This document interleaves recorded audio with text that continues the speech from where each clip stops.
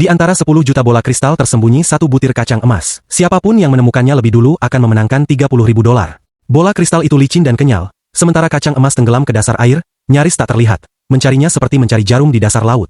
3 pria dewasa malah merasa bersemangat. Bola kristal yang lembut itu bisa dimainkan seharian, meski airnya dingin menusuk.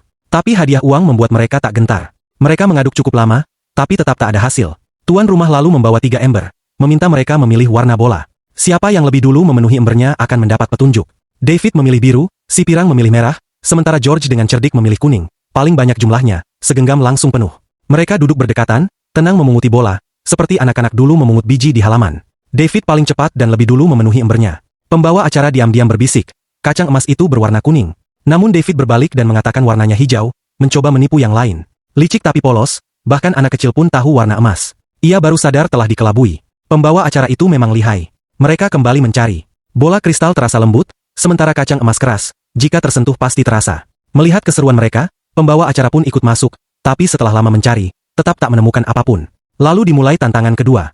Asisten menyembunyikan 10 bola karet di dalam kolam. Dalam 1 menit, siapa yang menemukan paling banyak akan menang. Mereka mulai mengaduk cepat. Bola karet sedikit lebih besar, tapi hanya George yang berhasil menemukan 2, sementara yang lain nihil. Hadiah George adalah sebuah jaring ikan, agar bisa menyaring bola satu persatu. Tapi itu terlalu lambat, jadi ia mulai memecahkan bola-bola kristal. Yang tak bisa dihancurkan pasti kacang emas. Pembawa acara menolak menyerah dan ikut lagi. Asisten memberi mereka sepasang borgol. Satu-satunya kunci tersembunyi di antara bola kristal. Siapa yang menemukannya duluan akan bebas. Terbelenggu itu menyiksa. Si pirang bertubuh kecil dan bisa memutar tangannya, sementara George dan pembawa acara kesulitan. George tiba-tiba menemukan kotak berisi kunci. Yang lain langsung berebut.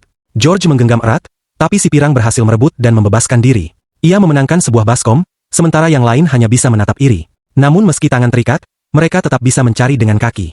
Asisten membuka borgol mereka, lalu memulai tantangan berikutnya. Kali ini, siapa yang berhasil melempar bola kristal ke dalam gelas di depan akan menang. Mereka bergiliran melempar, jaraknya cukup sulit. George beruntung, ia berhasil memasukkan 1. Hadiahnya adalah sebuah pipa logam. Bila logam menyentuh kacang emas, akan terdengar suara, jadi ia mulai mencampur bola sambil mendengarkan. Ia membungkuk, mencari serius, sementara yang lain mencoba mengerjainya. Saat George mendengar suara dan menoleh, ternyata itu suara palsu.